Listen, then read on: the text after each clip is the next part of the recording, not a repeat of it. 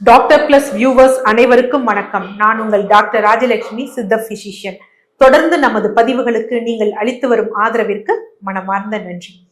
இதுல எதை பற்றி பார்க்க போறோம் அப்படின்னா, விட்டமின் டி நமக்கு கிடைப்பதற்கு நல்ல ஈஸியா அப்சார்வ் ஆகுறதுக்கு என்ன மாதிரி உணவுகளை நம்ம ஃபாலோ பண்ணணும் அப்படிங்கிறது தான் இந்த பதிவுல பார்க்க போறோம். ஃபர்ஸ்ட் விஷயம் என்ன அப்படின்னு பாத்தீங்கன்னா, விட்டமின் டியோட அவேர்னஸ் இன்னைக்கு நிறைய இருக்கு. நம்ம ஏற்கனவே ஒரு பதிவுகள் போட்டிருக்கோம்.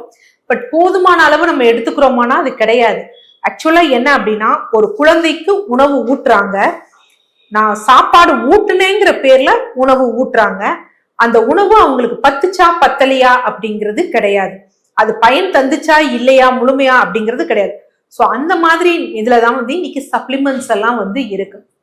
அடுத்து இது இல்லாம நம்ம உடம்புலையும் சில பாதிப்புகள் இருக்கனால நமக்கு கிடைக்கிறது கிடையாது. இதையும் தாண்டி என்ன அப்படின்னா, சூரிய ஒளி கிடைக்காத அளவுக்கு நம்ம எல்லாருமே என்னமோ வெயில்ல வேலை செய்யற மாதிரி எல்லாம் ஒரு சன்ஸ்கிரீன் லோஷனை அப்ளை பண்ணிக்கிறாங்க. போதுமான அளவு கிடைக்கிறதுல. அப்ப ஆர்டிபிஷியலா எங்க போறோம் அப்படின்னா, விட்டமின் டி சப்ளிமெண்ட்ஸ்க்கு போறோம். ஃபர்ஸ்ட் இந்த விட்டமின் டி எப்படி நமக்கு கிடைக்கும் அப்படின்னா, நேச்சுரல் சோர்ஸ் அப்படின்னு பாத்தீங்கன்னா இயற்கையிலேயே நமக்கு சூரிய ஒளி தான். ஸோ இந்த சூரிய ஒளியில இருந்து வரக்கூடிய அந்த யூவி ரேஸ் மூலம் நம்ம ஸ்கின்ல என்ன அப்படின்னு பாத்தீங்கன்னா, கீழே ஒரு கொழுப்பு லேயர் இருக்கும். ஸோ அந்த கொழுப்பு லேயர் அதை வாங்கிக்கும். அதை வாங்கி கொழுப்புகள் இருக்கு பாத்தீங்களா, அந்த கொழுப்புகள் விட்டமின் D3 கன்வெர்ட் ஆகும். ஸோ அந்த விட்டமின் D3 தான் நமக்கு நேச்சுரலா கிடைக்கக்கூடியது. ஸோ இதெல்லாம் கிடைச்சா அப்படியே வந்துருமானா கிடையாது. ஏன் இங்க நம்ம தங்கு தடை அப்படின்னா, யாருக்கெல்லாம் கல்லீரல் சிறுநீரகம் சீராக செயல்படுதோ அவங்களுக்கு மட்டும்தான் இது முழுமையா கிடைக்கும். கல்லீரல்ல ஏதாவது பிரச்சனைகள் இருக்கு, இல்ல சிறுநீரகத்துல ஏதாவது பிரச்சனை இருக்குன்னா நமக்கு பயன் தராது. ஏன்னா கல்லீரல்ல தான் கிடைக்கக்கூடியது கால்சி டயாலா மாறும். அடுத்து சிறுநீரகத்துலதான் அது கால்சி ட்ரையாலா மாறும். இது ஒரு ஹார்மோனா இருந்து நமக்கு செயல்பட்டு கால்சியம், பாஸ்பரஸ், எலும்புகள் ஆரோக்கியமாக இருக்கிறதுக்கு, அது மாதிரி நோய் எதிர்ப்பு சக்திக்கு எல்லாத்துக்கும் இது ரொம்ப முக்கியம். அதனால ஒரு விட்டமின் டி நமக்கு கிடைக்கணும்னா என்ன உணவு சாப்பிடுறோங்கிறத விட முக்கியம், நம்ம கல்லீரலும் சிறுநீரகமும் சீரா இருக்கா, செயல்படுதா அப்படின்னு பாக்குறது ரொம்ப முக்கியமான விஷயம். அதுல தங்குதடை இல்லைன்னா இருந்த பிரச்சனைகள் இருக்கும். சரி டாக்டர், இந்த சப்ளிமெண்ட்ஸ் எல்லாம் யாருக்கு தேவை அப்படின்னா, யாருக்கெல்லாம் கொழுப்போட செரிமானம் சரியில்லையோ, குறிப்பாக இந்த பித்தப்பையெல்லாம் எடுத்தவங்களுக்கு ஃபேட்டோட டைஜஷன் சரியாவே இருக்காது. ஸோ அந்த மாதிரியாக இருப்பவர்களுக்கு இந்த சப்ளிமெண்ட்ஸ், அது மாதிரி ரொம்ப டார்க் ஸ்கின்னா இருக்கிறவங்களுக்கு அவ்வளவா அது ஊடுருவி போகாது. ஸோ அப்ப வேற வழி இல்லை, செரிமான குறைபாடு இருக்கவங்க இவங்கெல்லாம் சப்ளிமெண்ட்ஸை நாடி போக வேண்டி இருக்கு. அப்ப இந்த மாதிரி ஸ்கின்ல இல்லாம நம்ம வெளியில இருந்து எப்படியெல்லாம் எடுத்தோம்னா அந்த விட்டமின் டி நமக்கு நல்லபடியாக உறிஞ்சப்படும் அப்படிங்கிறப்ப, விட்டமின் டி அப்படிங்கிறது என்ன அப்படின்னா, ஆக்சுவலா இது ஒரு ஃபேட் சால்யபிள் விட்டமின். நம்ம விட்டமின் படுத்துருவோம் ADEKன்னு. ஸோ இது ஃபேட் சால்யபிள். அது எதுல கரையும்னா கொழுப்புல தான் கரையும். கரைஞ்சு நம்ம யூட்டிலைசேஷன் பண்ணும், கல்லீரலும் சிறுநீரகமும் சீராக இருக்கும் பட்சத்தில். அப்ப அது மாதிரி என்னென்ன உணவுகள் அப்படின்னு பார்த்தோம்னா, முதல் உணவு என்ன அப்படின்னா, இது அந்நிய நாட்டு உணவா இருந்தாலும் இன்னைக்கு இது இங்க கிடைக்குது. இந்த விட்டமின் டி சப்ளிமெண்ட்ஸ் எடுக்கிறவங்களுக்கு, எலும்புகள் பாதிக்கப்பட்டவங்களுக்கு இது நல்ல ஒரு என்ன அப்படின்னு பாத்தீங்கன்னா, அவகேடோ பழம். ஸோ இந்த அவகேடோ பழம் யூஸ்வலா பட்டர் ஃப்ரூட் அப்படின்னு சொல்லுவாங்க. இது ஈஸியா டார்கெட்டா விட்டமின் D3 இருக்கு பாத்தீங்களா, விட்டமின் டியை நம்மளுடைய திசுக்களுக்கு கொண்டு செல்லக்கூடிய தன்மை இது இருக்கு. ஸோ அதனால டெய்லி ஒரு அவகேடோ பழம் எடுக்கிறது நல்ல நன்மை தரும்.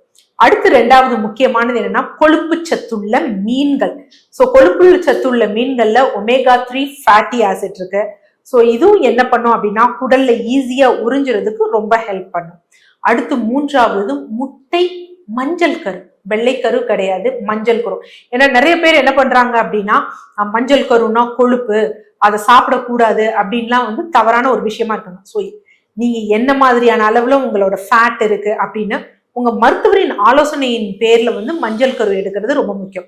ஸோ முட்டையின் மஞ்சள் கருவும் எதுக்கு அப்படின்னு பாத்தீங்கன்னா, இந்த விட்டமின் டியை அப்சார்ப் பண்ணிக்க, நம்ம சப்ளிமெண்டா எடுத்தா கூட அதை நமக்கு அப்சார்ப் பண்ணணும், உறிஞ்சப்படணும், உறிஞ்சப்பட்டு நமக்கு உபயோகப்படுத்தப்படணும். ஸோ அதுக்கு என்ன அப்படின்னு பாத்தீங்கன்னா, இந்த முட்டையோட மஞ்சள் கரு நல்ல பலன் தரும். அடுத்தது என்ன அப்படின்னு பார்த்தோம்னா கீரை. ஸோ கீரையும் வந்து நல்ல ஒரு நமக்கு ஒரு பெனிஃபிட் கொடுக்கக்கூடியது. காரணம் அதில் இருக்கக்கூடிய மெக்னீசியம் இருக்கு பாத்தீங்களா, அது தசைகளுடன் சேர்த்து செயல்பட்டு இந்த சத்துக்களை வந்து நமக்கு புரிய வைக்கிறது.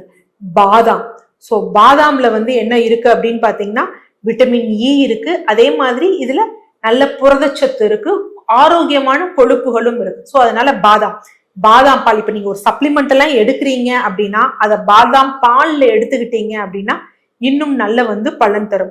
அடுத்து விதைகளை பொறுத்த வரைக்கும் பம்கின் சீட்ஸ் மற்றும் சியா சீட்ஸ், இதுவும் நல்ல பலன் தரும். ஸோ சியா சீட்ஸ் ஊற வச்சதோட சேர்த்து எடுக்கிறது. ஏன்னா சியா சீட்ஸ்ல எல்லாம் வந்து ஒமேகா 3 ஃபேட்டி ஆசிட்ஸ், குறிப்பா ALA அப்படிங்கக்கூடிய நிலையில இருக்கு. ஸோ ஈஸியா நமக்கு என்ன பண்ணும் அப்படின்னு பாத்தீங்கன்னா அது நமக்கு டெலிவர் பண்ணக்கூடிய தன்மையில இருக்கும். அதே மாதிரிதான் பூசணி விதையும் நமக்கு என்ன பண்ணும், நல்ல பலன் தரும். அதே மாதிரி சில டெய்ரி ப்ராடக்ட்ஸ் வந்து நல்லது, விட்டமின் டி சேர்ந்த டெய்ரி ப்ராடக்ட்ஸ், குறிப்பாக தயிர், அந்த மாதிரி விஷயங்களை வந்து எடுத்துக்கலாம். அதே மாதிரி டோஃபு இருக்கு பாத்தீங்களா, டோஃபுவும் விட்டமின் டி சேர்த்த டோஃபு எடுக்கும் பொழுது இன்னும் நமக்கு நல்ல ஒரு அப்சார்ப்ஷன் வந்து கொடுக்கும். அடுத்து ரொம்ப முக்கியமானது, நம்ம முட்டை மஞ்சள் மாதிரி நம்ம தவிர்க்கக்கூடியது என்ன அப்படின்னு பாத்தீங்கன்னா நெய், பசுவின் நெய். பசுவின் நெய் என்ன பண்ணும் அப்படின்னு பாத்தீங்கன்னா பித்த நீர் சுரப்பை வந்து அதிகப்படுத்தி நல்ல கான்சென்ட்ரேட்டடா வைக்கும். ஏன்னா நாம சொன்ன மாதிரி பித்தப்பை எடுத்தவங்களுக்கு எல்லாம் இந்த எலும்புகள் பாதிக்கப்படுறது, இரத்த நாளங்களை அடைப்பு ஏற்படக்கூடிய காரணங்கள் என்ன அப்படின்னா பித்த நீர் இல்லாமல் இருக்குது. ஸோ அதனால என்னன்னா இந்த நெய்யானது பித்த நீரை வச்சு இதை வந்து செரிமானம் பண்ணி குடல்ல வந்து இதை உறிஞ்சக்கூடிய தன்மையை வந்து ஏற்படுத்தும். அதனால விட்டமின் டி எடுக்கிறீங்க, சப்ளிமெண்ட்ஸா எடுக்கிறீங்க, இல்ல நமக்கு கிடைக்கணும் அப்படின்னா இந்த மேல் சொன்ன உணவுகளை எல்லாம் கரெக்டா ஃபாலோ பண்ணோம் அப்படின்னா நமக்கு முழுமையான அளவு வந்து விட்டமின் டி இருக்கும். ரொம்ப நாளா நம்ம சப்ளிமெண்ட்ஸை நம்பி போக வேண்டிய அவசியம் இல்லை. ஆக்சுவலா சப்ளிமெண்ட்ஸ் இன்னைக்கு போதுமான அளவு இல்லை, அது வேற விஷயம்.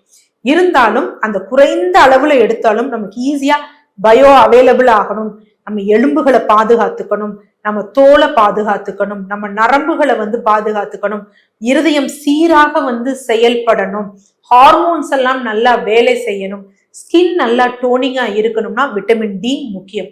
அது நமக்கு உடம்புல அப்சார்ப் ஆகணும்னா இந்த சொன்ன உணவுகளை ஃபாலோ பண்ணோம்னா நோய் இல்லாமல் ஒரு ஆரோக்கியமான வாழ்க்கையை நாம் வாழலாம். நன்றி.